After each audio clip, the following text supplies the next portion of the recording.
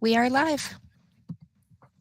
All right. Well, that's me. Thank you, everybody, for being here today. This is the October 2022 meeting of the Asheville Urban Forestry Commission. My name is Amy Smith. I'm the chair. We're going to start today with introductions around the room, starting with commission members. I am first going to recognize, introduce, and welcome our newest member, Karen Mcneil. Thank you so much. If you want to introduce yourself. Thank you. I'm very happy to be here. I'm Karen Mcneil. I am the newest member of the Urban Forestry Commission. Let's see, I'm a registered nurse and have been for many years, and working on a capstone that maximizes the ecological services of urban forests. So I'm very happy to be here and serving the Asheville community. Thank you, Karen. We're glad that you're here with our group now. So with commission members, Dawn Chavez, Vice Chair. Hi, great to have you, Karen. Welcome. So excited for you to be here. And she also didn't mention that she was the originator of Oaktober, which we're now in, celebrating oaks. And I'm the director of Asheville Greenworks, and I am an urban forestry commission member. Thanks. Thank you. And let's see, who do I see here? Zoe. I'm Zoe Hoyle, Urban Forest Commission member. And welcome, Karen. My background is I'm retired from the Forest Service, where I'm a science writer for research. Thank you. And I'm just going to go in order on my screen. Cecil. Hey, Cecil Bothwell. I was 8 years the liaison to the Tree Commission. And since then, I've been on the Forestry Commission, 50-year organic gardener, and big supporter of canopy. Thank you. And Sharon. Hey, everybody. Sharon Summerall, Urban Forestry Commission, Technical Review appointee, and glad to see you, Ms. Mcneil. Welcome aboard. Thank you. Patrick. Patrick Gilbert, Urban Forestry Commission, and welcome, Karen, at last. Yes. And absent today is Ed Macy and Roy Smith, the liaison from Duke Energy. So again, once again, welcome, Karen. And nobody has also mentioned Karen is very active in the Asheville Greenworks program. What am I missing? The Tree Protection Task Force. Tree Protection Task Force. Sorry, that was escaping my mind. So thank you again, Karen, for being here. So we will call this meeting to order. First order of business is to approve. Oh, no. We have other guests here that we need to introduce. I'm so sorry. I'm jumping way ahead. Just excited to get to our business. So let's have introductions from the rest of the people here today, starting with city staff. Haley. I'm Haley Mahoney. I'm Development Review Specialist at Development Services and a staff assistant to the Urban Forestry Commission. Thank you. Nancy. I'm Nancy Watford, Stormwater Supervisor, Development Services, and Staff Liaison to Urban Forestry Commission. Thank you. I see Ricky. Ricky Hurley, Zoning Section, DSD. Thanks. And Mark. Hi there, Mark Foster, the City Arborist in the Public Works Department. Thank you, as always, for being here. And Ben, are you there? I am, thank you. Ben Woody, Development Services Director. Thank you. And we have some guests here for alternative compliance request. It says D. Lloyd, so if you could introduce yourself. Darcel Grimes Lloyd, out of compliance. Thank you so much. And Doug Johnson, I had to mute you if you want to unmute, and I can try to, let's see if you can do it. No. Yeah. Oh, there we go. There it is. Thank you. Yeah, and it's an honor to attend this meeting. I've attended a lot of these meetings in the past, and I'm actually filling in for somebody who's surf kayaking right now in England. She's really the brainchild behind the restoration project at the Grimes Lloyd household. And her name is Teresa Rogerson. Her company is Ecology by Design. All right. thank you very much for being here today. We'll get to the alternative compliance request shortly. Okay, did I miss anyone on the call? Okay, I think that's everybody. Now back to approval of the minutes. So to kick us off, we just need a motion and a second to approve the minutes from the last meeting. These are the action minutes attached in our documents for the day today. So move. Thank you. Second. Second. Oh, Cecil. So we do a roll call vote. I will call on everybody in the order of my list here, starting with Dawn. Aye. And Sharon. Aye. Zoe. Aye. Cecil. Aye. Patrick.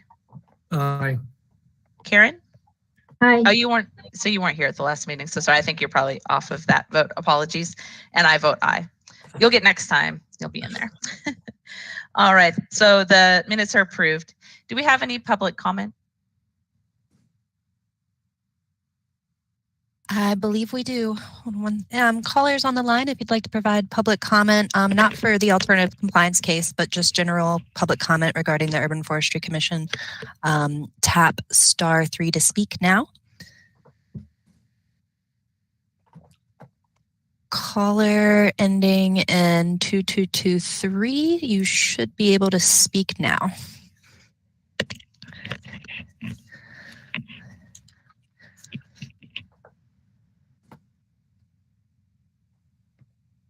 That is weird. I can hear him on my phone, but I can't hear him on the line. Let's see. Caller 2223, are you speaking? Well, this is a first.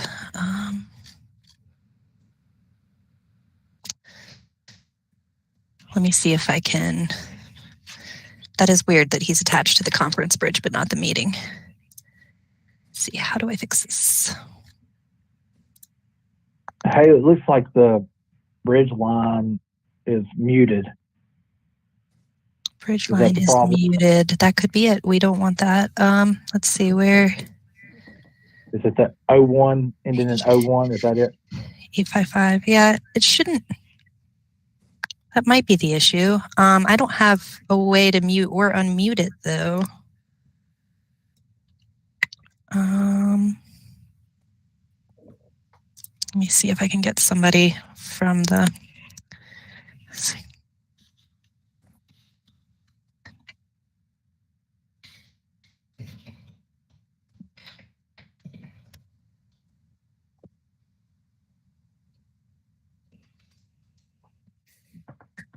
I have to shout to the tech team to see if they can help us. Okay. Should we go ahead or wait for a moment? Let me just see if they text back real quick. Okay, we'll just hold for a moment. Thanks everybody for hanging out. It's weird because yeah, I can hear them. I can hear them in the meeting, so something is connected correctly, and then something is not.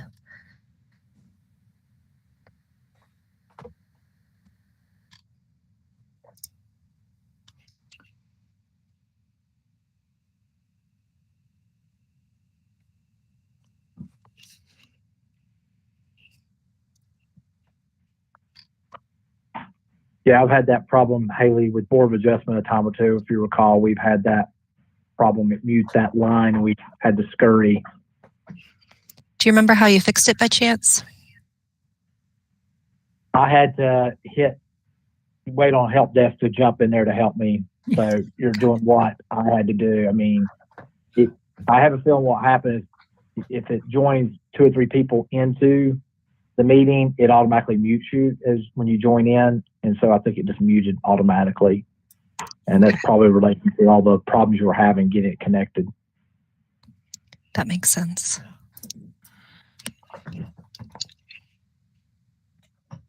Haley, can you unmute him or?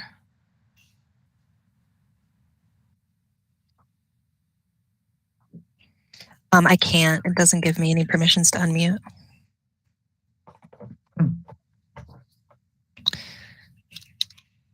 Yeah, that's that Google Meet feature. It just, you can't, even if you're the host, you can't unmute anybody. So we're kind of locked out of unmuting 01. Beth's coming in to help us.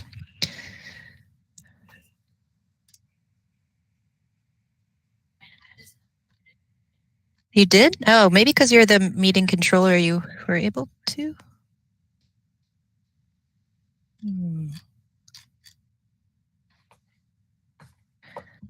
Well, Nancy just got it unmuted, I think. I'd make a motion that we not blame Haley for this. No way, never. Please don't throw rocks at me. No way. Definitely not Haley. Okay, so let me try this tap to speak again. Callers on the line who would like to provide public comment, please press tap to speak.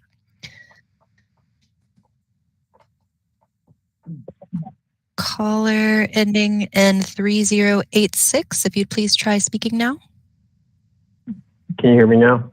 Ah, yes, there you are. Okay. I'm We Heal Wim.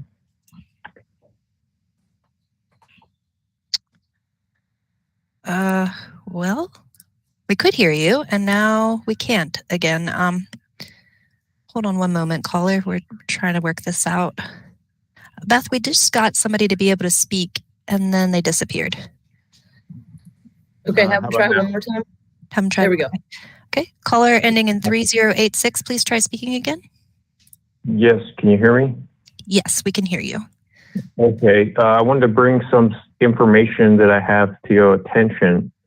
It's called the legal name fraud, and it's actually illegal to use a legal name. So there's a document that you're going to need to read and share. It's called the BCC RSS, and it stands for Birth Certificate Fraud Clausula Rebus Extentibus. And it's when a fraud revealed, it's null and void, nunc pro tunc, tunc pro nunc. So it's a very important document that explains the birth certificate fraud and how all of this stuff that people are doing is based on legal. And legal is not law. So you need a bar card to practice legal. Otherwise, you're practicing legal without a license, and that's a capital felony. Also, the birth certificate fraud itself is, or the legal name is crown copyright infringement. That's another capital felony. And then this comment, it has no relevance whatsoever to urban forestry. Well, that's a corporate title that's created from a legal name. So it's illegal to use a legal name. So that means the legal name that is being used is the name on the birth certificate, and that certificate has been exposed as a fraud worldwide. So it's a worldwide legal cult religion. They worship money. So the money is made from the blue sky bonds off the birth certificate fraud. And they create securities off of those contracts. So it's a securitized bond. It's actually a death contract, and it's fraud. Thank you, caller. Your 3 minutes is up. If there's any other callers on the line that would like to provide general public comment, please press *3 now.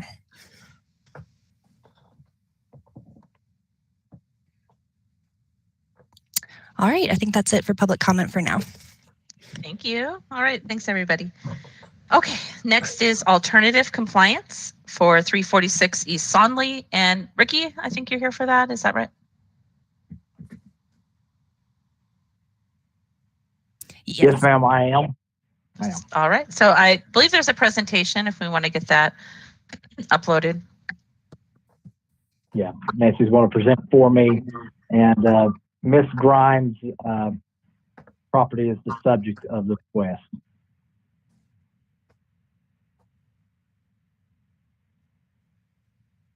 Let that get displayed.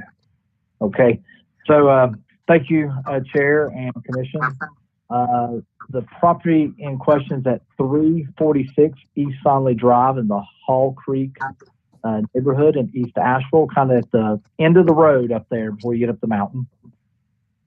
So the nature of the request is in response to a notice of violation from this spring due to some tree cutting in steep slope zone B without a tree removal permit. Once they received that, Ms. Grimes, they did apply for a permit. And then later, me, Ms. Miser, and Ms. Martin made a site visit into the summer and found that, due to the fact there was a large number of trees removed, and we also noticed that some of the trees had some decay, as indicated in the request, and some trees appeared to not. Staff was not able to make a certain determination that all of the tree removal was necessary or warranted. So that tree removal request was denied. And so the next step was in the remediation process was to apply for the alternative compliance. And so Ms. Grimes worked on that, was working with Ms. Martin, who is no longer with the city. She's left to work somewhere else. So I don't have Ms. Martin here with us today, or she'd be able to answer some questions.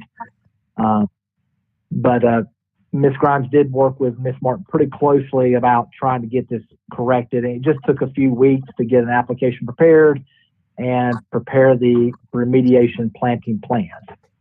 So with that, they are proposing 22 large maturing type shrubs and several large trees. I'm sorry. Will you back up just a second, Nancy? Sorry. A lot of those were rhodos, and then there were 67 trees, 36 large maturing, and 31 small maturing. Thanks, Nancy. Next slide. Thank you.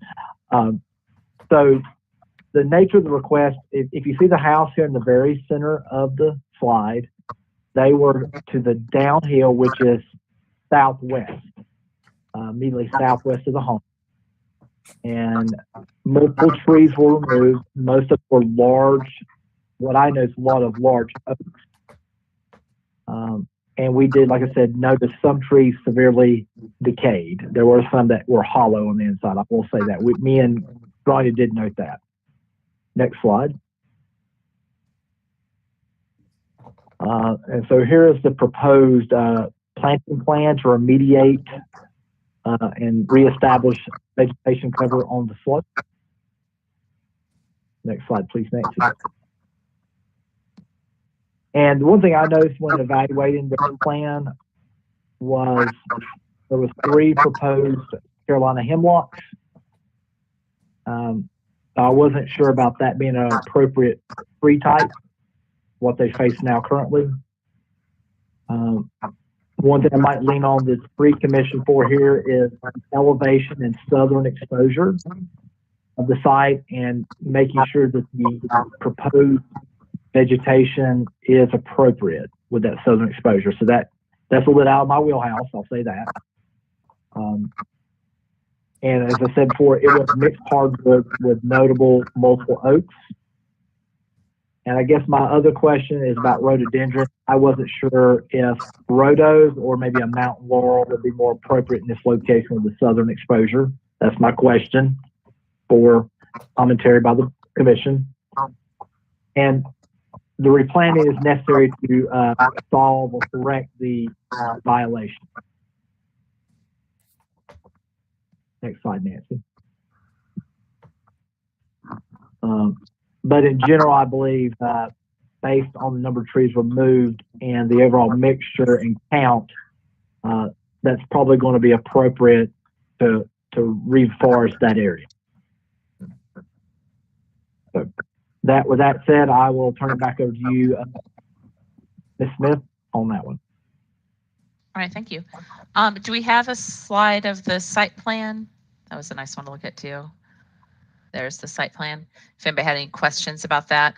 So we do have the applicant and the representative from the landscape design company. So if there are any questions, looks like Sharon is ready to kick it off. Go ahead. What is the person's name for the lands? Oh, Mr. Johnson. Yes, sir. I have a couple of problems with the landscape plan, and having looked at the what was there previously, so it's hard to tell. As like in this area, there's a lot of dense planting that occurred. I'm having issue as a landscape contractor with a lot of years in the business with dogwoods, with the anthracnose decline and how poorly they're doing in the area. So, I mean, as I like them, but I think that there's just too many of them. There's 11 of them. I think that's just too many, and I am assuming that we're going to have some decline on those, as mostly they're in decline in the area. Also, I have problems with the rhododendrons, as Ricky stated. The size is good if you buy them from our native nursery, but their roots aren't going to hold that hillside in. And I'm thinking that we need something like, I made some notes, either Ilexis or Morella or Ceanothus, something that's smaller, that's going to put out roots quicker to hold on that bank with maybe fewer of the rhodies as specimen, because they're going to be B&B with a lot of height to them, and they're not going to put out a lot of roots for a fair amount of time. I'm also have had a lot personally decline in the pinus. Now you've only got 4, but they're really hard to establish on the white pine. There's other for me. What I'm looking at here is that there was so much cleared out. It's got a steep slope on it. I'm looking for plants are going to put out, and trees are going to put out canopy and put out roots right away to stabilize these hillsides. And, you know, I'd put out hawthorns or something that's just got a faster growing and a bigger root system. I like the beech, and I like the witch hazel, and the hemlock is, I know they're making some hemlock now that are, you know, a little more resistant, but that's iffy. I mean, I battle the hemlocks all the time that are even established. So that's my my opinion on the design. Can I ask Sharon a question? Yes. I know you directed your question to Doug, but can I ask you one prior to that? Yes. One of the reasons for like the dogwood or something like that was to try to get trees that were good for people with severe allergies. I have severe lung condition. You mentioned some things in place of the rhododendrons. Could you go over that again so I can write it down? And again, with allergies, I've been doing this for 40 years. So I know certain plants that'll throw out a whole lot more pollen or are more irritating as a person that suffers from it well in the business. So I've got Morella, which is Morella. These are natives, by the way. Okay. So wax myrtle. If you want to get berries on them, they're dioecious, meaning you have to plant male and female, but they get a good size to them. Ceanothus, also Americanus. They're they're not, as far as I know, they don't have a big leaf, and they're not a heavy-duty pollinator, but they do put out a good root system to hold the...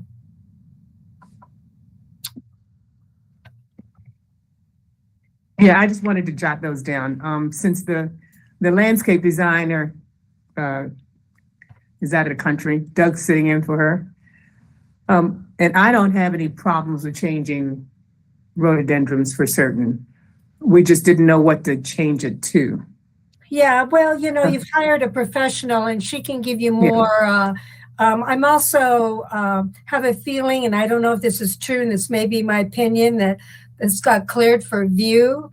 And I'm looking at the houses that are around you, and that'll give more protection from the people that are looking up at the house, at your house. And what you've got planted around the house it's going to offer you your view, but it isn't going to protect the people around looking at it. So I was looking at things that are a little denser.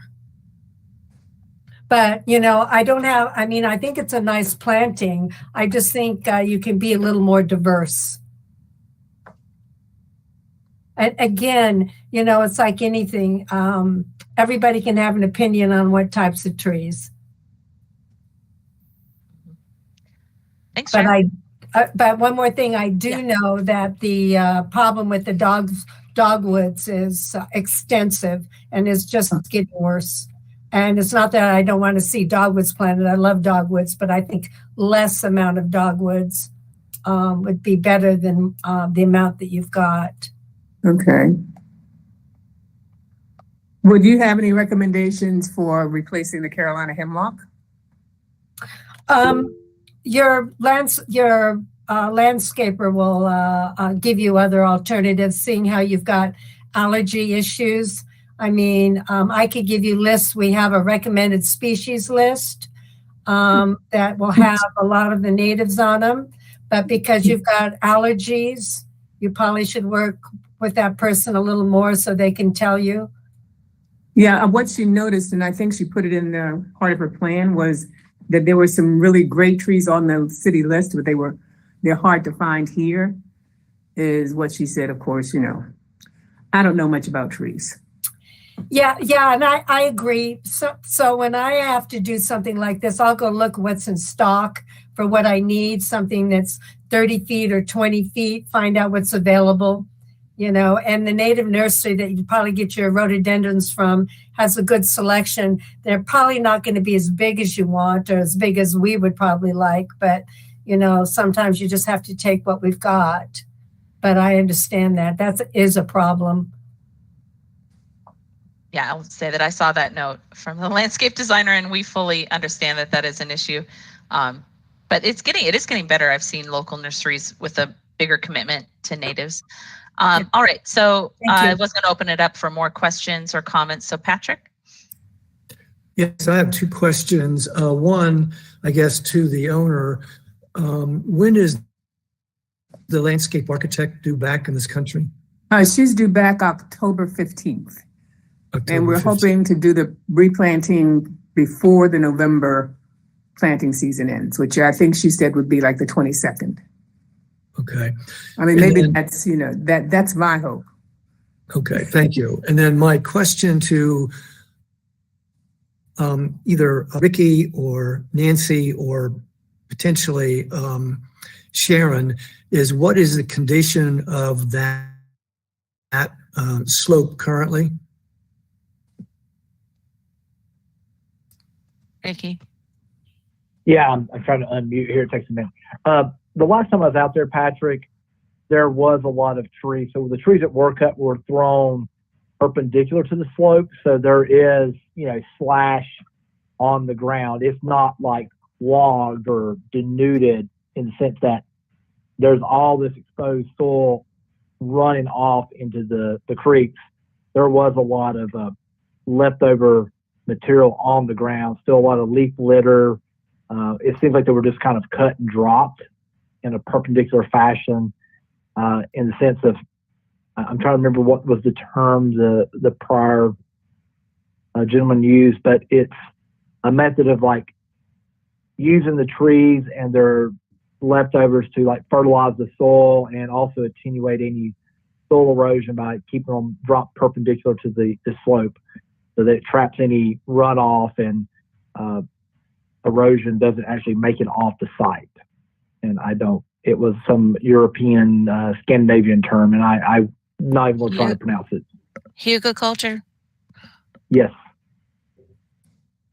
Thank you, Nancy. I think that's how you say it. And if I can say something, we do, Patrick, we do have new growth that we've seen. We have poplars that have popped up, dogwood. I mean, there's a lot of new growth already in the yard. So the yard is, there are a lot of trees and underbrush in the yard.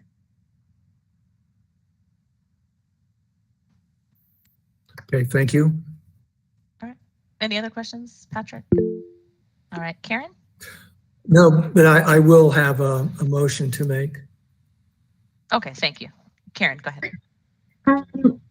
So I noticed under the staff findings and recommendations that the UDO requires 1.5-inch calipers for small maturing trees at the time of planting, and the proposal includes 1-inch calipers. And I was wanting to request that we maintain the 1.5-inch caliper requirement. And also, I am sympathetic to the allergy concern, but I do want to talk a little bit about the oaks. My next comments relate to requirement 7 of the alternative compliance standards, which references chapter 7.11.3. And the application states that they will be preserving and enhancing the forested character of the region. However, I feel pretty strongly that leaving out oaks from the replanting proposal after several mature oaks were removed doesn't really meet that standard. Oaks are a keystone species, which means they are species on which other species in an ecosystem largely depend, so that when they're removed, the ecosystem changes drastically. I would really like to see oaks included in the replanting proposal. Can I just say one thing, and you can, it's not just allergies. I have a severe lung condition. And that was the reason. I've dealt with my allergies for years. So it's not allergies without getting into specific health issues. I do have a severe lung condition. I was part of it. I respectfully acknowledge that. And I'm sorry if I understated that by saying allergies. I guess I also just need to say that the oaks live in Asheville, though, and it's going to be hard to avoid the oaks. Oh, no, there are oaks in the yard now. We have, I think when Ricky was here, he saw a new baby oak growing. Because I would think you said something like, look at that baby red oak growing over there. So there are oaks. You know, there are pines, and we have all of that here now. If we were doing replanting, it was my hope not to add any more than what we already have in the yard. But if that's not possible, then, you know, it's not possible. Okay. And Karen, we can, when it comes time for the approval or not of the alternative compliance, we can approve, we can deny, or we can approve with recommendations. So you can consider those options. All right, Cecil. Although I'm sympathetic to the allergy situation, it somehow seems to me that eliminating oaks from one parcel of property in the midst of an oak forest is meaningless. I mean, it's like, pollen and stuff is windborne. And unless you could eliminate all of the oaks from, 500 acres around you, not having oaks on one parcel is not a meaningful way to address the issue. My point, anyway. If I could say something right now. Yes, go ahead. Just that it's my hope that those oaks were massive, and they were literally in the Grimes's windows up against the house. And they were, when these large trees die, they off gas horrendously. And that was part of the reason things were so bad. So it's my hope that we'll be evened out. And all of this input is excellent. All of these tree recommendations will be acknowledged. Just oaks close to the house, we've got 3 different zones. Perhaps we could go with the second zone instead of right up against the house again. Yeah, and that would be a reasonable way to go about it, with mixing things on the site based on everyone's needs. Mark had a hand up. Yeah, question for Ricky. To what extent is this slope opened up as far as removed canopy? I mean, is it like selective removal? Is it like clear cut? I mean, how much sunlight are we getting in here? Mark, it's pretty much clear cut in the area that was cut. I mean, it's not like 4 or 5 trees in a wooded area dropped. It was, I'm trying to think maybe square footage wise, how big it is.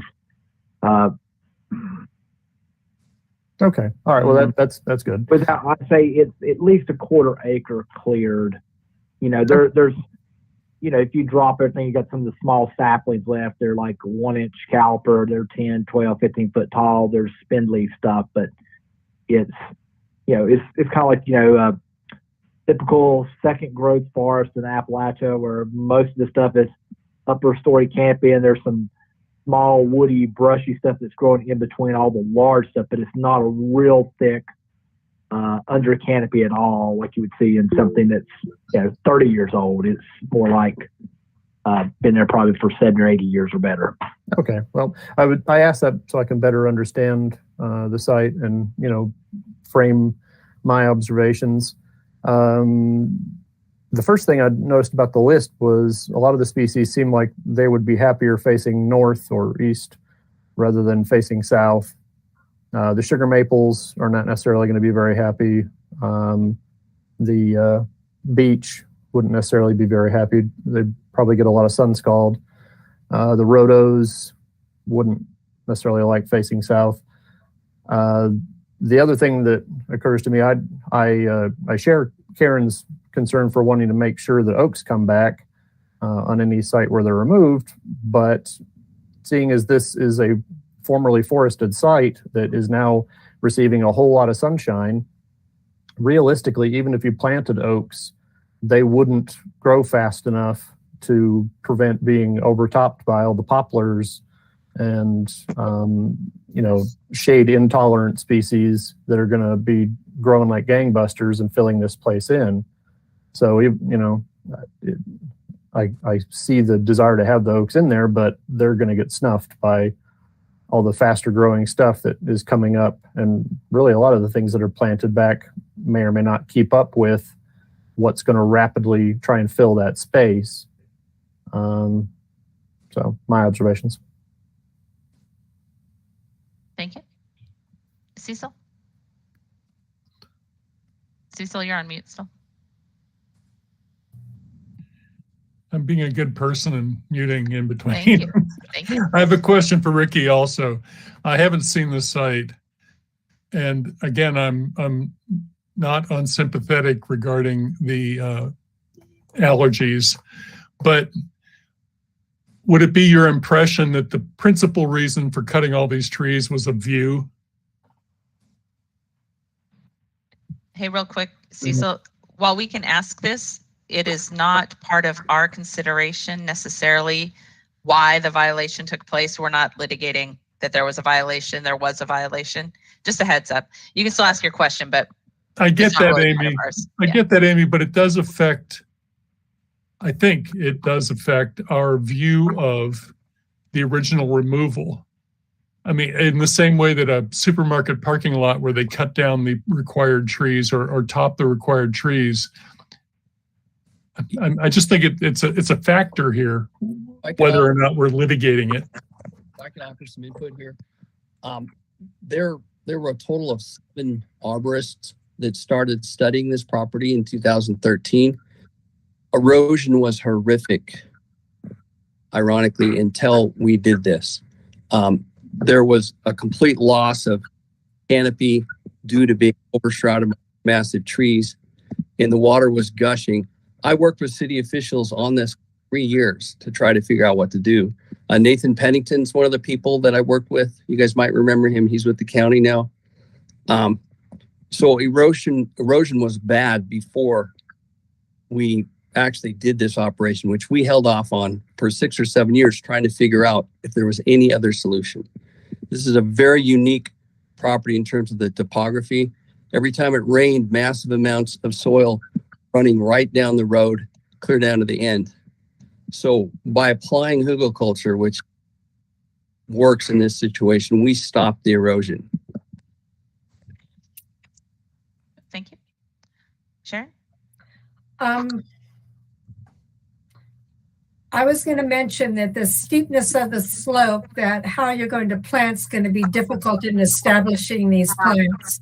So you're going to have to shore some of these up with type of a berm process. And you're going to probably have to hand water some of these so that the water doesn't run down, which was going to bring me to the erosion problem we have out there. So I've dealt with erosion control my whole career. And frankly, it's the first I've heard that removing creates a better solving of erosion.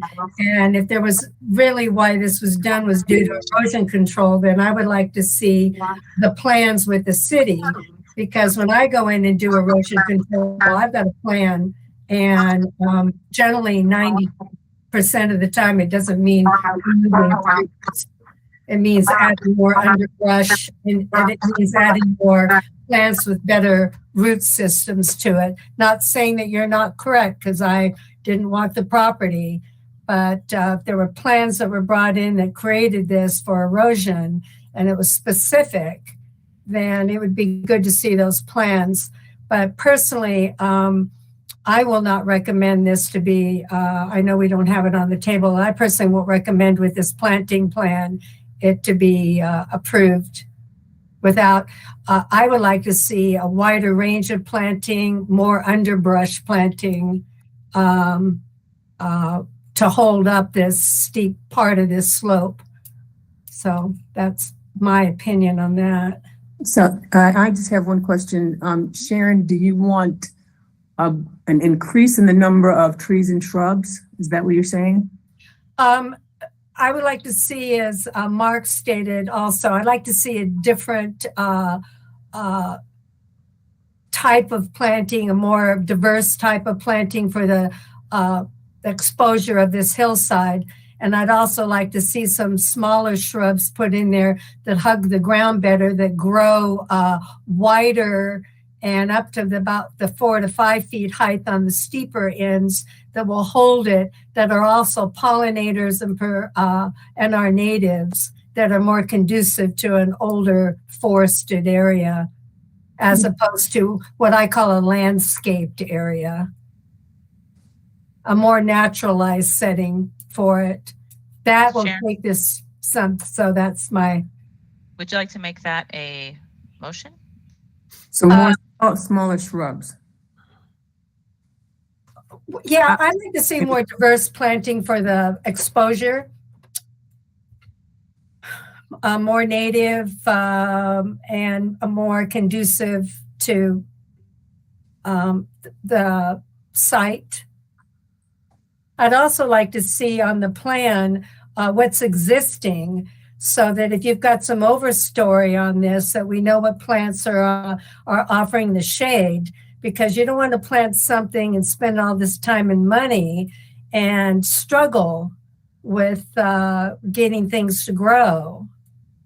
I mean, and you stated that there's a lot of, and I understand this. You've got a lot of natives coming up, but they're maybe 6 inches tall, and maybe next year. I mean, I call out trees all the time, and for the future, but that I have to pay attention to what I'm calling out, what's saving, what's existing, what's going to die. So it's just not about putting plants in and calling it a landscape. I mean, in these kinds of situations, it's good to see what's the overstory, what's going in on the understory, as opposed to just circles with the plants, in the key kind of situation. I'm going to say, you're talking a little over my head right now. I know, and that's where your landscaper needs. Yeah, I wanted to make some notes to give her. Well, I think she needs to be a part of this conversation, personally. So, I mean, my motion would be to come back with the landscaper and have her talk to us in more technical terminology and why she chose what she chose. for an area that is southern exposure and some trees that are having difficulty growing anyway. So, I mean, that's what I would ask her. Second. Okay. Now, hold on. Well, I Patrick. do have one other I'm sorry, question. go ahead. Yes. Given the growth we have there, do we run the risk of having so much stuff that nothing's going to grow? Well, that's another thing, you know, and that's why when I see circles on a plan, what's growing overhead, part of it is clear cut, or what I call clear cut, part of it is not. And therefore, a part of this job is to keep from erosion, because Mr. Johnson said that you've got a huge amount of erosion issues, and that's why they felled the tree the way they felled them. So you may have to, until this may not be something gets done right away, you have to do what's called mechanically treat your hillside with some jute or some matting to hold it over until you can find the correct amount of planting to maybe get you through the winter if that's what you need, because you may not get this done this season. Oh, there goes my fast plan. And then again, you may, you know, It's still but possible. Yeah, it'll depend, and depend on what's available in the moment. right, and what your overstory and what you're dealing with, and what will do the best when you put it in and give you what it is that you're looking for. All right. Patrick had a hand up. Go ahead. Yes. I just wanted to make a little more, if I could, more clinically share a motion, and that would be a motion to reject this alternative compliance and request the applicant to consult with their landscape consultant and come back to the commission where they're ready to have a more thorough discussion on this plan. I think there's just Patrick, too many. we can actually do, sorry, real quick, we can actually defer rather than Okay. reject. So it's not a decision, it's just a request to come back with more information. So sorry to interrupt you. Then I'll amend the motion to defer the rest if Sharon agrees with that. I agree. Can I ask? Oh, sorry, can I give you 1 sec? Sorry, we have a motion, so I have to just ask real quick for a second, then we can have more conversation. Is there a second? I will withdraw my second of Sharon's motion and second Patrick's. Okay, so the motion on the table is to defer the request till next month when we can have the landscape professional in attendance to sort out the details. So now we can have a moment of conversation. So Ms. Grimes, if you had a question or comment. Yes. I guess my question is, if the commission knows that you want her to change some of the items that are on this plan, can you tell me what we want to change, and so that when she comes back, yes, we have a site plan. We're not looking at the same site plan that we know some of them you obviously want to come out. Absolutely. So I think to sum up what Sharon said, the request to the landscape designer is reduce the number of dogwoods in favor of more variety. It could be some of these or other native tree species. Improve the variety of understory shrubs, fewer rhododendron, and an increase in understory shrubs that have particularly more extensive root systems to control for erosion and to increase the variety on the site. Did I sum that up correctly, Sharon? Yes, you did. And I'd also like to see on the plan what the larger overstory trees are, because even your service berries are not going to want a lot of shade in order to dense out. So a separate request is more information about current site conditions. Yeah, and generally on plans, what they'll do is they'll do a lighter drawing indication of what the larger trees that are overhanging the smaller understory trees. And then on the key, it will point out over to the key what is existing, how big that existing is, so that when I looked at this, I could see what's covering what and how well will that tree do in that situation.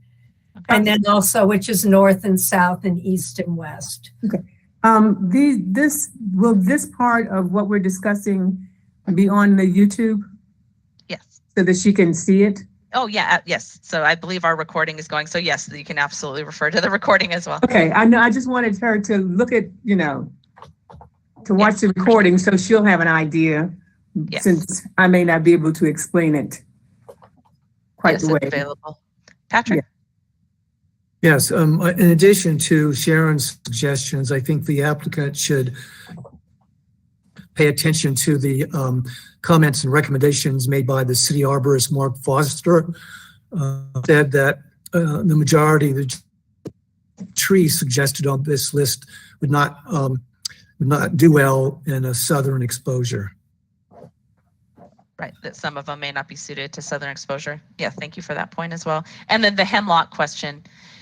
If you are going to plant hemlocks, you need to be prepared for the treatment plan that would be ongoing with hemlocks. Otherwise, select a different species for the hemlocks. We'll select a different species. There we go. So that would be the other thing we'd look for. Okay, so those are the recommendations. So the motion is to defer the request, come back, integrate the recommendations. So we'll vote on that motion. In our roll call vote, starting with Dawn. Aye. Sharon? Aye. Zoe? Aye. Cecil? Aye. Patrick? Aye. Karen? Aye. And I vote aye. Thank you, everybody, for being here today. And I would acknowledge real quick to the applicant, we understand that these alternative compliance requirements for private property and steep slope are not super clear. It is hard to work through this process, and we appreciate your time and working with a landscaping professional and meeting with us to get it right. So I have one other question. Yes. So am I scheduled for next month, or do I have to go through the same process I went through for this one in order to be on the agenda for next month? Well, you'll be on the agenda, so I'll defer to city staff. What else do they need to do with you all? Well, we would need the revised landscape plan. In theory, the deadline for the November meeting is next week. I'll lean on Nancy as to whether we could take a landscape plan after that date.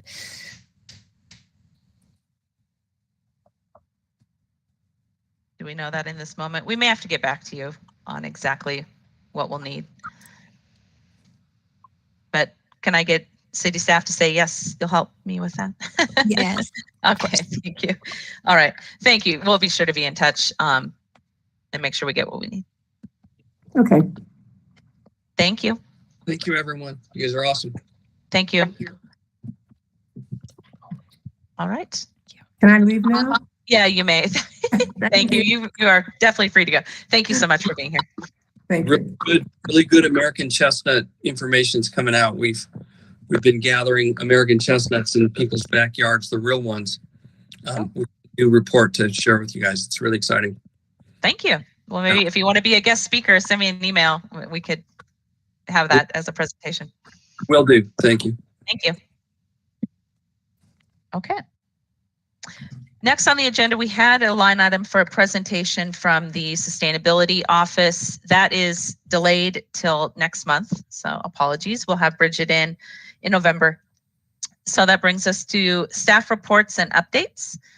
Mark, did you have anything for your report? It's at this time, it's still just routine, removing dead and structurally defective trees, pruning for roadside usability. My modem is actually running at half power, which is better than no power at all. So that's helping with road usability. Soon we'll be working on holiday decorations. Yay. And I'm very pleased that we're not spending this week and potentially next week and week after week cleaning up after a hurricane. So that was nice that it turned away from us. If you have any questions about specific things we're up to or questions you have, go ahead and bounce them off me. Any questions for Mark? All right. Well, thank you. Mm-hmm. Nancy, any update on the hiring process for the urban forester? Has it made it through HR? Do we have a date for posting yet? Nope, it's in HR's hands. That's it. That's it. Okay. No, Thank you. No news yet. Well, as No soon news, yeah. as we get approval and it's all the way posted, we'll be sure to let this group know. So if you do have any potential candidates that you know, we can get that out to our networks for the hiring. So the tree protection ordinance report is here in the agenda. You can see the breakdown in canopy planted, preserved, and fee in lieu, paid and assessed. So obviously it's assessed when a project starts, but not paid until the end. So we keep both numbers there so we have an idea of what's going on, but obviously don't spend it till it's been in the paid pool. We do have a decent amount collected in the urban district. Still no method of spending that money as of yet, but we'll keep working on our assistance with that process, with our fee in lieu suggestions, but just so this is where we're at.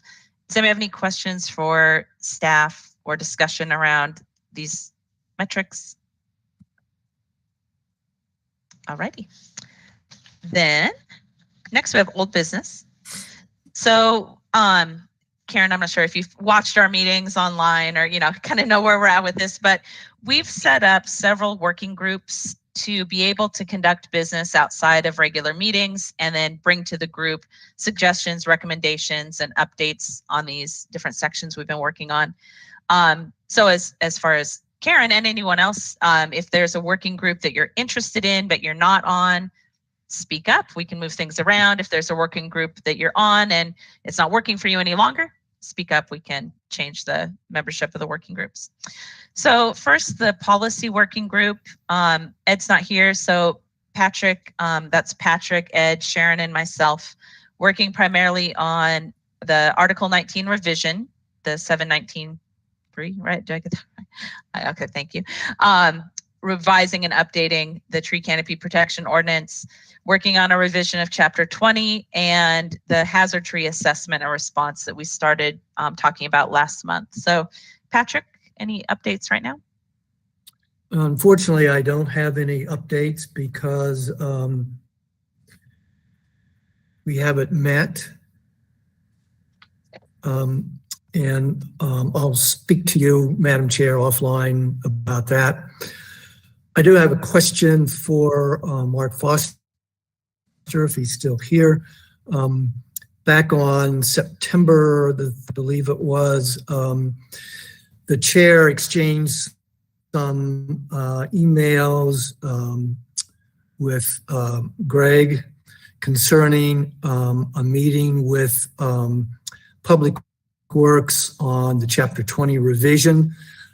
Greg said in his response to the chair that he was going to convene staff to review our revision of Chapter 20 and gather any comments from them. We've not heard anything since then, so I want to ask you if that staff meeting has occurred and whether there was a review of Chapter 20. Yes, the review process did occur, and we put in our comments or suggestions or approvals or disagreements with different amendments that you all made, and that's gone back up the food chain above me. So without getting Greg in the conversation, I don't know where it's at currently. So were those comments on the document that we created and provided a link to Greg? That's correct. Do you know? Yes. Yeah. Okay. So, Madam Chair, again, you and I should have a conversation offline about this so we can both get some traction on the revision of Chapter 20, and also some to finalize the amendments to the tree canopy preservation. Yep, I agree. Thank you. So as part of the group and as chair, I'll see what I can coordinate for working with city staff on both those pieces. So thank you. Anything else for that part right now? Any questions from anyone else? Okay, thank you. So I'm sorry. Yeah, go ahead. The only other thing would be, and since Ed's not here, we don't know, any update on the, and maybe Sharon knows this because she was on the, on this committee, city task force, the latest on the updating of the tree standards and the, I don't know. Sharon, do you know anything about that No, one? not a thing. I haven't heard word on that.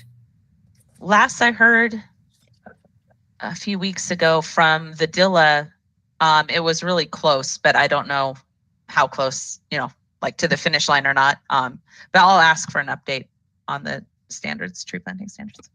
We're talking Sharon? about the standard specifications, man. Yeah, do you know about that one? I know it's a ongoing process, but everything with the city is glacial. Okay, so still same boat we're in. Okay, thank you. All right. Thank you, Sharon, Madam Chairman. Thank you. Sharon, was your hand up for that part of the conversation or something else? Now it's down. Yeah, sorry, just brain dead over here. Thanks. That's okay. Just making sure, I know you'd probably chime in anyway, but just wanted to make sure. So not a problem. All right. Okay, well, that's it then for policy. We'll follow up. We're just kind of in a cycle of checking on it at this point, but we'll get back. Then the budget request working group, that is Dawn, Cecil, who am I missing? Patrick? Ed is on that group too. And Ed, okay, thank you. Any update there? Have y'all had a meeting? We have not had a meeting since our last commission meeting. And just to let folks know, the focus of our working group right now for this time period, since there was approval for the urban forester position in the budget, we're looking at budgeting for a tree inventory and the urban forest master plan. And this is the time of year usually that the budget requests get started. So then I'll be in touch with you soon to set up a meeting so we can talk about that process. Yeah, we should have a meeting before long. Yeah. Yep. All right, sounds good. So yeah, I agree. Now's the time to at least start organizing that plan.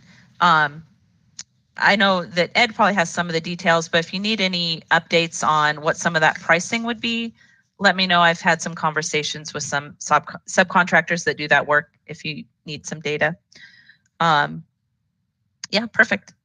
So I don't know, speaking of that though, as a group, I don't think we're at a point where we need to vote on what we're going to pass up with budget, but just so everybody knows, it will come to the whole group, whatever the working group suggests as our recommendation. We'll make sure everybody's looped in to discuss and vote on it before we move it forward.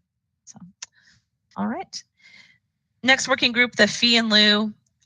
So the fee in lieu working group and the urban forest master plan group are currently the same people. It's myself, Zoe, and Ed. And we have not had another meeting since our last urban forestry commission meeting on either of those. But same idea, we're working on if we do get funding for the urban forest master plan and tree inventory, we're working on a scope of work so that those pieces can be more ready to go and could help inform the budget requests as well. And for the fee in lieu, trying to come up with at least ideas and questions that would go into a framework for decision making on how to spend the money. But that obviously is bigger than a lot of us because it's going to involve city, probably multiple departments, other stakeholders. So it would be an ongoing process there. Anyone present now have any questions or comments about either of those working groups or the tasks? Bless you. Oh, sorry. That's okay. I heard you. Anything? Dawn, go ahead. Just that we had presented a recommendation to City Council that the fee in lieu funds, along with the open space fee in lieu funds, be considered for use for purchasing the property at 11 Collier. So as we're coming up with suggestions on how to use the funds, I want that to be at the forefront. Yeah, absolutely. Actually, that recommendation came out of our first working group meeting on the fee in lieu. So definitely agree. And as far as, at least in discussion in the fee in lieu working group, we have put, I wouldn't say a priority, but high on the list is accumulation of land, especially undeveloped land in the city, because it's such a premium and so unique. So that is something we've talked extensively about. And I don't know if there's a way to follow up with that recommendation. At some point, if there's a way to make a new recommendation that could piggyback on top of that, that might be a nice way for us to touch base with City Council and keep getting those ideas out there. So at any time, if anyone has an idea for a recommendation or a resolution that this group can push up to city staff, that's our primary goal, is to advise, City Council on policy and recommendations. So if you guys think of something along those lines, let me know. We can get it on the agenda. You can also just bring up a recommendation or resolution in a meeting that we can vote on. So keep those things in mind and we can push them up. All right. Any questions on any of those other working groups? Karen, feel free to reach out an email if you want to jump in and talk at the meeting, you can, but if you think you want to work on any of those particular pieces, or if there's something we're missing, if you have a new idea, we can go with that. So. Okay, thank you. I figure I'll probably go in an area that you all feel is like needed most, but we can discuss that later. Sure, we can chat whenever you feel ready. I know it's overwhelming, your first one. And what do you want to sign up for? So don't have to worry about it now. All right, next on the agenda is the boards and commissions realignment. I know Sharon has done so much work. There's been just so everybody has this background, it's been this crazy thing, but there are a core group of citizens throughout the city who have been working really hard on even just getting this whole idea of the boards and commissions realignment more aligned with what citizens are asking for. And the first step that's been decided on is to have a survey of existing and past boards and commissions members. And Sharon has been working a lot on that survey. So thank you. It's been a lot of work. I watch it because I haven't been actually doing that work. But two pieces with that. Look for that survey to be coming out sometime, hopefully within the next month or so. I mean, who knows the way this thing goes. But when that survey does come, it is essential that we take it if we can and provide that feedback, because that is what will be used to create the next steps in whatever this project is going to look like. Along with that as well is feel free to sign up for email updates through the city. If you don't have that link, it's linked through here, through the agenda. But then you can get into your inbox in a crazy amount of emails every single day on what's going on with that project. So feel free to sign up for that. Or Sharon's been really involved. I've at least tried to keep an eye on it. So feel free to reach out to either of us as well. Does anybody have any questions? At least we threw enough logs under the wheels to slow it down. Yes. So the current commitment from the city is that there is not a realignment until at some point something is agreed upon. So just so everybody knows, it's not going anywhere this moment, but there are discussions. So we're not in danger of being disbanded in this moment. Sharon? I don't know whether Ben got lucky or unlucky, but with his appointment or ask for working with us, that's really helped focus us and keep things settled down. He has been perfect for this. And I know he didn't know a thing about it. Now he knows more than he ever wanted to know about it. But we got lucky with him on there because he's been the voice of reason and congeniality. And it's made the whole terrible process a lot more difficult. a lot more easy in its difficultness. Yeah, no, that wasn't a Freudian slip. I mean, it's been bad, but it has made it tolerable, you know. So thank you, Ben. I don't think he's there, but thank you. Yeah, agreed. Yeah, thank you. Thank you, Sharon. I There he is. appreciate that. I'm listening. Yeah. So thank you. And if we do hear anything, of course, we'll update this group. Next is the Duke Energy Rankin Street land swap project. In this moment, it's not a project. Oh, thank you. Are you sharing the website? Yes. So you guys can read on here, but obviously after the public outcry to at least slow down that plan, examine alternatives, it is kind of on hold right now. They are still planning public meetings for this project. It says on here, reschedule community meetings tentatively for November or December. So you can, again, sign up for email updates through the city's website on this project, and just kind of, it's been all over the media, so you can keep your ears out. Isn't that, oh, you're on the city's website. Wasn't there, didn't there used to be a place where you could sign up for updates on here? Yeah, I believe on the place I linked, the one I linked to the agenda, that project page should have where you can sign up. I'm checking right now to make sure. I think that's right. This is just an article with an update, but the project page has a place where you can sign up for updates. It does, yes. That's right. Thank you, Haley. Mm-hmm. So again, as we hear more, we will keep everybody updated. Just so everybody knows, as far as the Urban Forestry Commission, we have had a presentation. We have the general outline of what this project could be, nothing official or final, and we have not made any recommendation, resolution, or decision on a stance, just so we all know. I don't think that's appropriate at this point. There's nothing to vote on. It's kind of just up in the air. But if anybody asks you, that's where the commission is currently. All right. Any questions, comments? All right. The remote meeting policy discussion and vote. So we brought this up last month, so it is an old business now.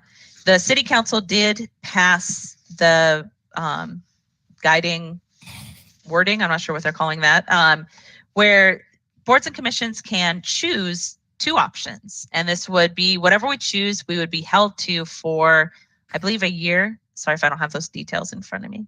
A minimum of 1 year, or until city council decides that there's some other guidance. So the choices are to maintain virtual meetings and not change it, be for the whole period of time, or go to in-person meetings and not change that, keep that for this whole period of time, at least a year. Do I have that right, Haley, more or less? Mm-hmm. Okay. So we are asked to vote on what we want for our commission and which way we want to go for our future meetings. Now, one thing I will add to that is this does not impact our annual retreat that we will hold in January or February. We can choose, so let's say we vote for virtual meetings here, we can choose to have that meeting in person. Likewise, if we choose in person, we can choose to have that meeting virtual. It's a separate entity. So I just wanted to highlight that. It doesn't count for this. So what I need is a motion for one of these or the other, and then we will vote on what everybody prefers. Cecil. I move we continue with virtual meetings because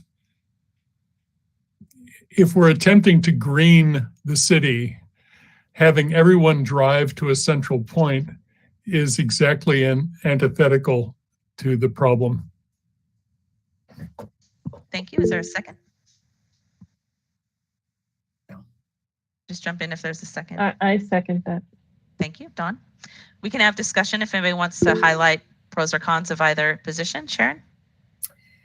So unfortunately, in my line of work with 3 vehicles, I'm a gross polluter, is what I was called in California. And I would like to gross pollute my way into a meeting and meet in person, because I like the my other board and commission I'm on meets in person, and it's really nice being in a room together with the interpersonal discussion, and I find it a lot more engaging. And I feel that we're getting a lot more done. And it's not that I don't like virtual, I just like the in-person better. So I believe we'll just all raise our hand one way or the other, and it'll just be the vote of whatever it is. So Thank you, that's Sharon. my take on it. Yeah. I agree. Dawn. In addition to the green environmental benefits of meeting virtually, just wanted to add that it's also an equity issue of having access to these meetings. And if we meet in person, they won't be recorded in the same way that they are now for people to see at other times. So I think, although I love to see folks in person, I think we can find other ways to do that through our working groups or through the retreat. I just think it's worthwhile for the environmental and equity benefits.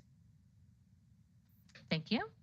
Sharon, one more comment? Yeah, in response to Don's equity, which is a discussion we've had with my subgroup on boards and commission, I do believe that the city is going to work on, they have the capability now of having what's called hybrid meetings, and that we are headed in the direction of hybrid meetings. We just need to formulate it. And we all have our YouTube, so we're all still getting YouTubed. And we also have, like how I got on the Urban Forestry Commission, is walk in and sit down in a meeting and attend it. But just to let you know, there is discussion on hybrid meetings. And even though we're not there now, I think it's soon to be had. But I understand the equity issue. It's been one of our major discussions in our boards and commissions realignment process. Thank you. Patrick, real Thanks, quick, Sharon. I've just been following along with that. I'm sorry. I've been following along with the boards and commissions realignment discussions. And I saw that. And Amy, I know you said if we vote on this and we're like committed to it, for what time period? All for perpetuity, or can we make a decision somewhere in the future? I think it was 1 year. 1 year. Okay. And just to Sharon's point, they're working on the hybrid option, but it is currently not an option. So we are not voting for that. So in person, there will not be recording in YouTube. Virtual, I believe there will be. Nancy, are you saying there will be recording for?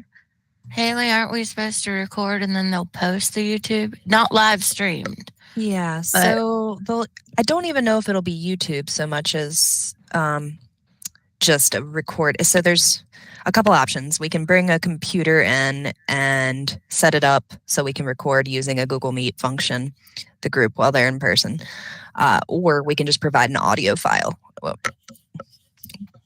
Okay, but so it's not going to be any kind of true, but there could be a recording of if he.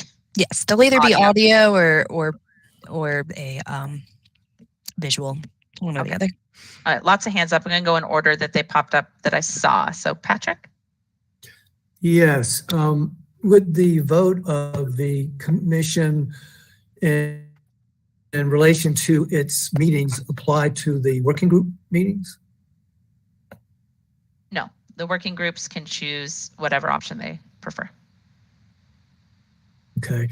And then another question to Haley, I guess, is that the city council has been meeting in person, but they still have their meetings on YouTube. Yeah, we do the same thing. So if we do a visual recording, I think it might get posted to YouTube because I was asking about this earlier for the Noise Advisory Board and the context of their annual retreat.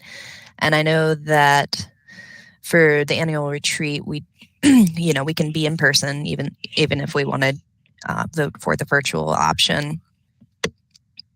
And I was told that I don't have to set up a public input for it. So with that in mind, I don't know if there would be a traditional YouTube posting or if it would just be like a video of the Google. The meeting organizer can hit record on these meetings and use that format. I will have to flesh out whether it'll be posted to YouTube or not. That I'm not sure. But one way or another, the audio or visual, whichever one we have, will be posted to the Urban Forestry Commission webpage, even if it's not posted to the public input. And to get to your question a little more, Patrick, I've heard that as well. Yeah, City Council does this, but the other side of that is it's only like the one specific room that's set up for that functionality, and it takes a lot more staff and time to utilize that. So that's why it's not an option now. They obviously recognize that's one of the best options, right? Have kind of everything together, but it's not an option for boards and commissions at this time. And then the next hand up, I believe, was Kim. And sorry, I didn't introduce that Kim Roney, City Council Liaison to the Urban Forestry Commission, is here with us. Sorry, Kim, you're on mute real quick. Thanks. Thank you. I just wanted to offer a little support here for staff too. The decision for today is stay virtual entirely or meet in person entirely. And where you meet will decide a lot of the factors on whether or not there will be an audio or video archive. For example, the first floor conference room in City Hall is set up to do more recording than if you meet where you were formerly meeting in the Public Works. So there will just be other layers of complications for staff if you are going to attempt to archive the meeting and meet in person. That's why I think that we're working with the options we have today. But what I hear is a desire to address both the benefits of meeting in person and the benefits of meeting virtually. And that's why the motion that I made at the council meeting was to prioritize hybrid. We're not there yet. So I do hear your concerns, and I'm happy to share those with my colleagues on council as your liaison. But that's why the decision today is fully virtual or fully in person.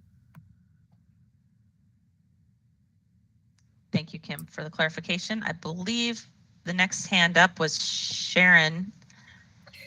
Yeah, and as to what Kim said, my NAC meeting was held in the room that, and I thought it was YouTubed, the one room that's available. And I was going to suggest that if we wanted it to be technologically presented, whether it was YouTube or recording, that we could organize and meet in that room if it was available. I know that NAC had to work around the Board of Adjustments meeting in I think it's called the conference room. So I don't know whether it'd be available during our time, but we have that availability. And it's a nice room. It's where P&Z meets. It's where, we've all been in there sooner or later, I think, Board of Adjustments. And so that's all I have on that. Thank you. Dawn? I look forward to the time when we can do a hybrid meeting. In the meantime, I suggest that we continue virtual also because of public input. I've noticed public input is a lot easier since we've been meeting virtually for people to call in. It's much harder to get to a place and have to arrive in person to state your case or make your comments. Thank you. I think Nancy and then Haley. Yeah. So Haley, correct me if I'm wrong. I think we are booked to, before COVID, we tried to move to that first floor conference room. So that is I think we are booked in there if we choose to meet in person. There is another meeting that's during this time, but I'm not sure what that is. But I do know that it was available for us to meet in the first floor conference room of City Hall if we chose to go back to, or if we chose in person option. Just letting everyone know that. Thank you. Haley? I was just going to clarify that if we're in person and we have the video or the audio recording, I just want to reiterate that those will not be live streamed. Those would just be posted after the meeting. Thank you. All right, then Patrick and then Cecil. Kim, do you have any idea when the council might make a decision on hybrid meetings? When we had this discussion at the council meeting before we decided to go fully virtual for all the subcommittees of council, which included information around our advisory boards. What we heard was there was still a staff capacity issue and a question about scheduling and whether or not we had all the equipment for all the meetings to be hybrid. So we don't have a clear timeline on that yet. Thank you. Cecil? I would note that I really appreciate seeing all of you without masks on this virtual meeting.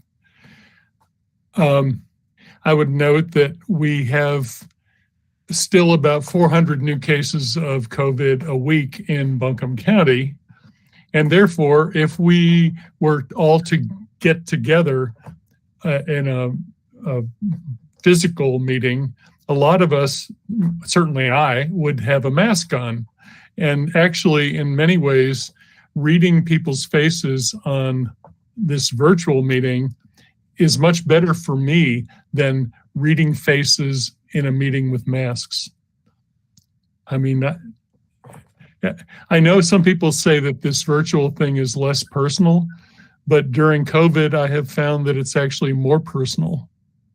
So, my take. Thank you. Okay, I think we're getting close. Any other questions or comments? Okay, we will do a roll call vote. The motion is to approve virtual meetings. So a yes is for virtual, a no is against virtual. So basically for in person. We'll go down the list, starting with Dawn. Aye. Sharon? Nay. Zoe? Aye, but conflicted. Thank you. Cecil? Aye. Patrick? I'm going to vote aye with the hope that we can quickly go to some kind of hybrid meeting format in the near future. Thank you. Karen? Aye. And I vote no. So it is 5-2. The motion passes for virtual meetings going forward. We will, actually, next order of business is the annual retreat. So as I say, we could talk separately about the annual retreat. Again, we have different options. We don't have to decide that this minute. The things to keep in mind in this moment for the annual retreat would be to kind of tentatively look at your calendar. I would hope maybe for January, if it's February, maybe early February, so we can really get a handle on goals for the year and really shore up our budget requests for the budget season. And then the other thing to think about would be if you are aware of or have any ideas for a guest speaker or speakers presentations. We've had really fun and interesting presentations in the past that I think have been helpful to give us good information, help us kind of get on the same page on topics, especially things that are highly technical or new research, those kinds of things. So if you have ideas, let me know. We'll see if we can coordinate some guest speakers for that. Patrick? Yeah, I will have a problem with early February because I will be out of town meeting my new granddaughter. Okay. So we're going to go say no, February, and congratulations, looking for January. All right. Well, hopefully within the whole entire month of January, we can find 1 4-hour block or so that we can all get together. And also think about that, you know, is that the one where we'd want to get together in person, just for example? Or do we keep it this way? It really, we can discuss the pros and cons of that being a separate entity in itself. So any questions, comments, ideas on that? Anything else before we go? Oh, yeah, Sharon, go ahead. Yeah, I'd like to see a topic on our working group on 719, whether it's the changes we've got 719.1 or 719.3. I think that warrants a discussion for all of us as opposed to just the working group, because there's going to be some changes that are going to be made to that are technical in explaining. And I think we really need to understand those two ordinances to understand where it's going to go once we find out from whether it's from Vidilla or whomever it's from, what the implications are and the impact can be, so that we all don't have to try to ask a million questions once we get it. So a deep dive into ordinance pieces while we're all together. Really bore everybody to death, but I really think we need to do it, because if these changes are going to come about, it's going to impact a lot of areas that we need to know what that impact will be. Yep, And good. it. Right. And I think that's the perfect time to do that, would be at the retreat. So, yep, I made a note. Remind me if I forget. Dawn, go ahead. Just a few things that didn't come up during the meeting. Well, first, I'd like to see a discussion about invasives and how we're managing them in our city at the retreat, potentially, or sometime. And then Greenworks is holding a tree adoption event on October 30th. So keep an eye out for signing up for a tree to adopt. And that will be held at the Buncombe County Sports Complex at the Greenworks Native Tree Nursery. And and Mark, I'll be in touch with you soon. Sorry to throw this in there, but we are a Tree City USA and our application is coming due. So I'll get with you and others in the city to find out how many trees have been planted and maintenance plans and that sort of thing. Thanks. All right. Good call on a discussion on invasive species. We have talked about it as a group before, but it's time to revisit where we're at with invasives. So I like that. Any other notes or ideas? And just so everybody knows too, the agenda setting meeting for these meetings is the Wednesday before we meet. So if you have ideas or requests for agenda items, send them to me before that date. And we can have discussions and carve time out for particular key items that we're working on. So keep me posted. Oh, also keep in mind, I'm gonna throw this out there. If anyone has interest in chair or vice chair, we will renominate and vote in the November meeting or December. I guess it'd be December because we do meet early December. So keep in mind if somebody's interested, certainly will not hurt my feelings if somebody had an interest in that role. Dawn, go ahead. And as vice chair, I am not interested in being chair. So if that affects your decisions or nominations, so be it. Thanks. Cecil. And not meaning to, I don't know, burden you, I would nominate you, Amy. Well, thanks. Yeah. So anyway, I appreciate that. I think it has solely to do with my, decades of experience being online. So I appreciate that though. Thank you so much. All right. Yeah. Anything else? Anything else, anyone? All right. One more time, I'm going to say welcome, Karen. It's good to have you. And thank you all so much. We will go ahead and adjourn this meeting and see everybody next month. Thank you. So move. Oh, you have to vote on it. Oh my gosh. Second. See, you wanted me to be chair. I've messed up like 3 things today. It's actually okay to adjourn without motion as long as there's no objection. Oh, is there any objection to adjourning? We shall adjourn. Thank you, everybody. Have a good day. Thank y'all.